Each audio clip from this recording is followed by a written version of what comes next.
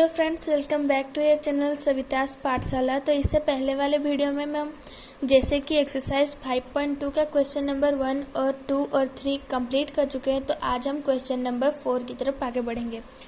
तो question number 4 पढ़ते हैं हम। तो क्वेश्चन नंबर 4 में बोला है which term of the AP 3, 8, 13, 18 and so on is 78। ठीक है, यहाँ पे एन जो है वो हमारा वैल्यू दिया है 78, है ना। और हमें पूछा है कि इसका टर्म ये कितना नंबर टर्म में आता है ना।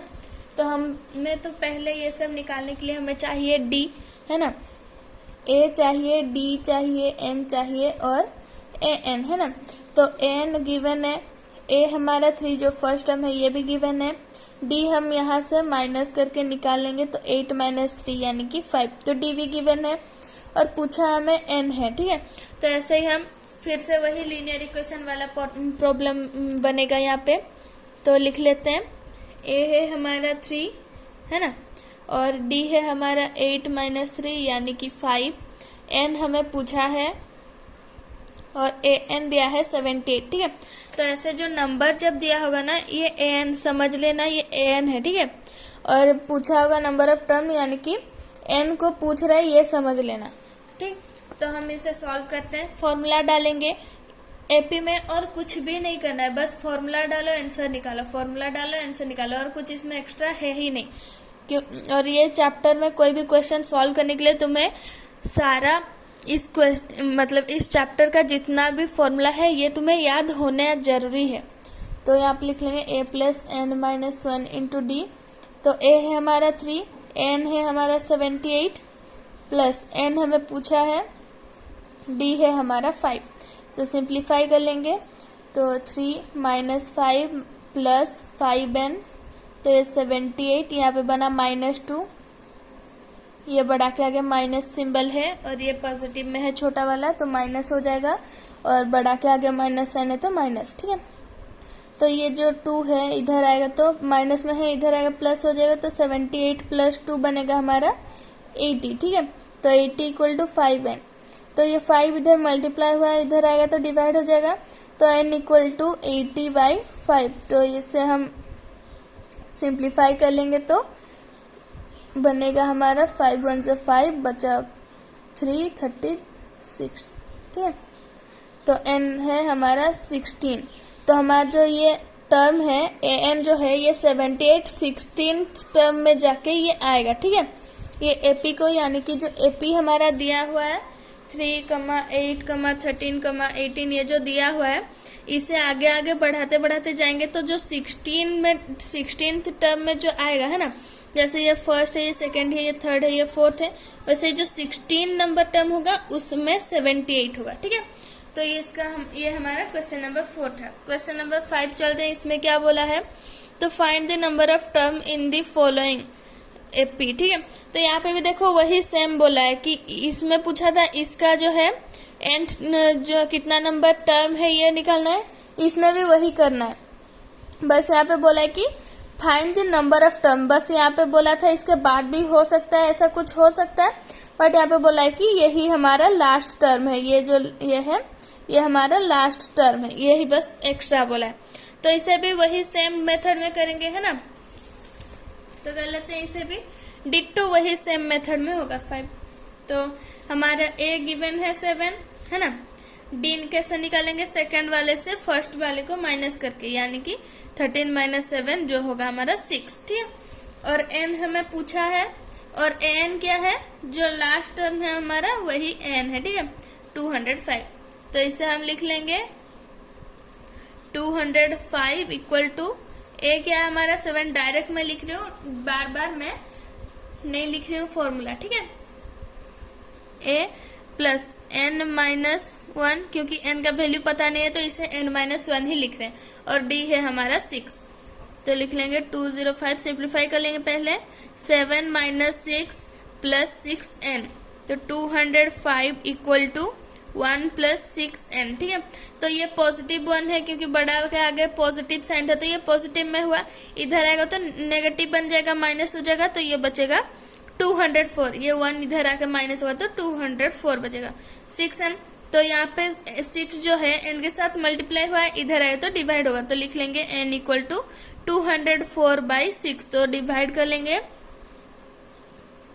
6 3 जा 18, 24, 6 4 जा 24, ठीक है। तो n का वैल्यू जो है वो हमारा 34 आ गया। तो ऐसे ही जैसे यहाँ पे 16 टर्म में 8 आया था, वैसे ही ये 34th टर्म, ठीक है, 34, जैसे कि यहाँ पे दिया है फर्स्ट सेकंड थर्ड टर्म दिया है, ये हमारा 34, मतलब 1 2 3 4 5 6 7 8 ऐसे कर करके 34 नंबर वाला टर्म जो होगा वो हमारा 205 होगा, ठीक है। तो ये भी वही सेम क्वेश्चन है, ठीक है। तो इसे तुम खुद कर लेना, अगर ना आए तो कमेंट कर देना, मैं अगली वीडियो में करवा दूंगी, बट खुद ट्राई कर, ठीक है। तो अब 6 नंबर क्वेश्चन पहुंचते हैं। तो 6 नंबर क्वेश्चन दिया है, check whether -150 is the term of the AP, ठीक है। तो ये तो एपी दिया है, बट ये नहीं बोला है कि ये जो है इसी एपी का ही टर्म है। यहाँ पे बस पूछ रहा है कि ये इस एपी का टर्म है क्या, ठीक है।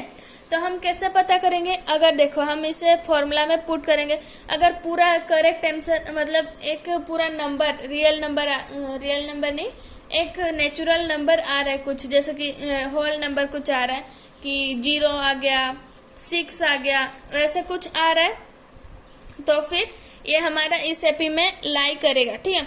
बट इसका कुछ वैल्यू 1/2 आ रहा है, कुछ ऐसे रियल नंबर में कुछ आ रहा है, पॉइंट में कुछ आ रहा है, तो वो मतलब नहीं है इस एपी में, ठीक है। मतलब सीधा सा मुद्दा क्या है कि अगर इसे डाले फॉर्मूला में और पूरा कट कूट के एक नंबर बस बच रहा है, एक नेचुरल नंबर जैसे 1 2 3 4 5 6 ऐसे कुछ नंबर बच रहा है, तो फिर ठीक है, ये इस एपी का ही पार्ट है।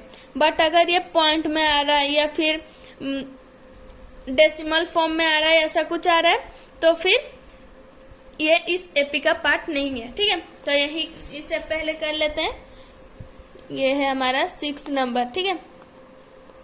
6 नंबर, तो एपी लिख लेते हैं। एपी जो है 11 है, 8, फिर 5 2 एंड सो, ठीक है। तो डी तो यहाँ पे नेगेटिव आ रहा है, ये तो पता चल रहा है क्योंकि यहाँ पे डिक्रीजिंग ऑर्डर में है, तो डी निकालेंगे 8 - 11 यानी कि -3, ठीक है। तो हमारा डी मिल गया। और ए क्या होता है, फर्स्ट टर्म है हमारा 11, तो ए भी मिल गया, डी भी मिल गया। और ए एन गिवन है -150, ठीक है। तो यहाँ पे देख लेते हैं, -150 equal to 11 plus n - 1 into -3, ठीक है। तो लिख लेंगे -150 इक्वल टू 11 प्लस 3 होगा क्योंकि माइनस माइनस प्लस बन जाएगा, -3n, तो ये बनेगा -150 प्लस 15 -3n, ठीक है। तो ये प्लस में है, इधर आएगा तो माइनस बन जाएगा, तो -150 -15 इक्वल टू -3n, तो ये बनेगा 5 6 -165 इक्वल टू -3n।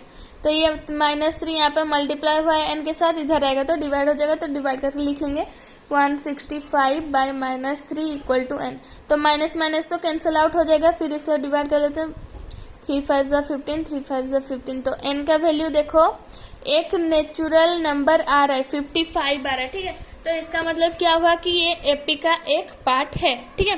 बट यहाँ पे अगर आता कि 5.5 आता या फिर 5/2 ऐसा कुछ नंबर आता, तो फिर वो एपी का फॉर्म, इस एपी का पार्ट नहीं होता, ठीक है।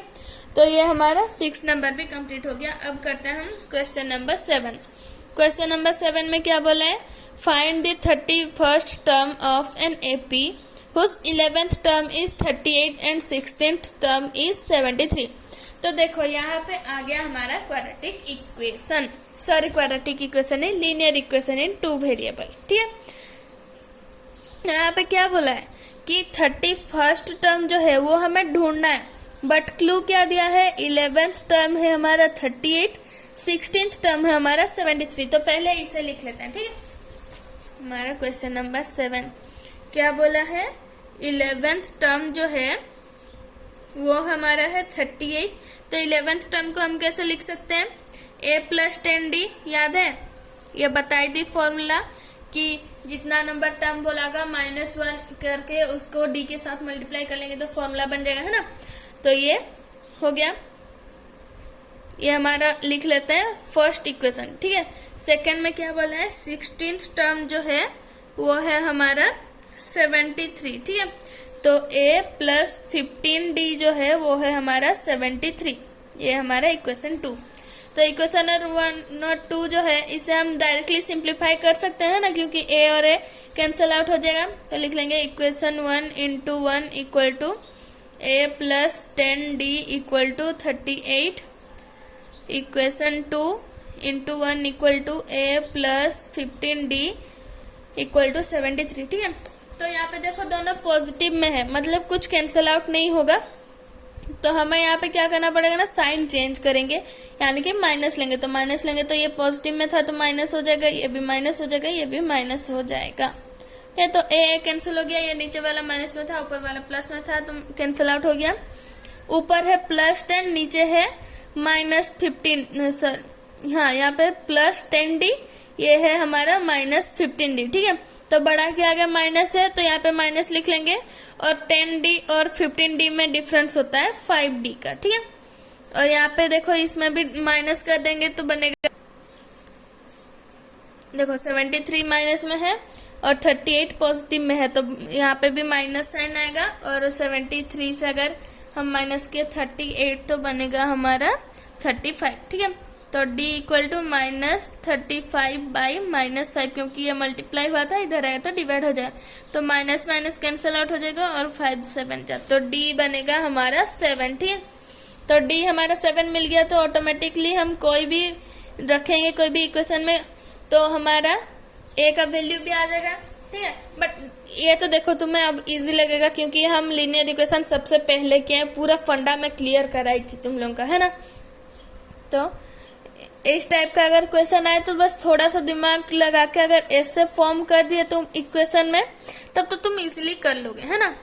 तो a plus 10d equal to 38, तो a बनेगा हमारा 38, d हमारा 7 है, ठीक है।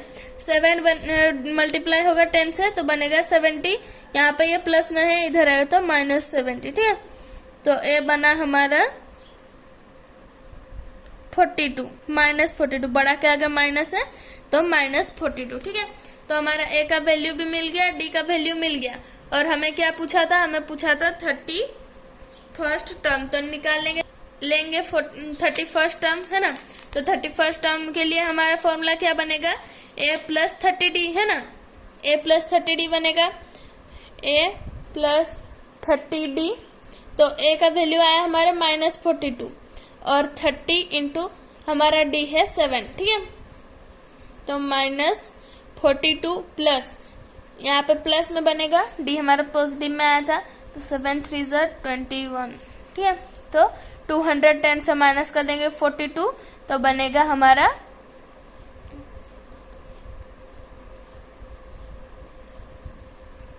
-68, ठीक है। तो ये हमारा क्वेश्चन नंबर 7 भी कंप्लीट हो गया। तो अब बाकी सारे क्वेश्चन हम नेक्स्ट पार्ट में करेंगे, ठीक है।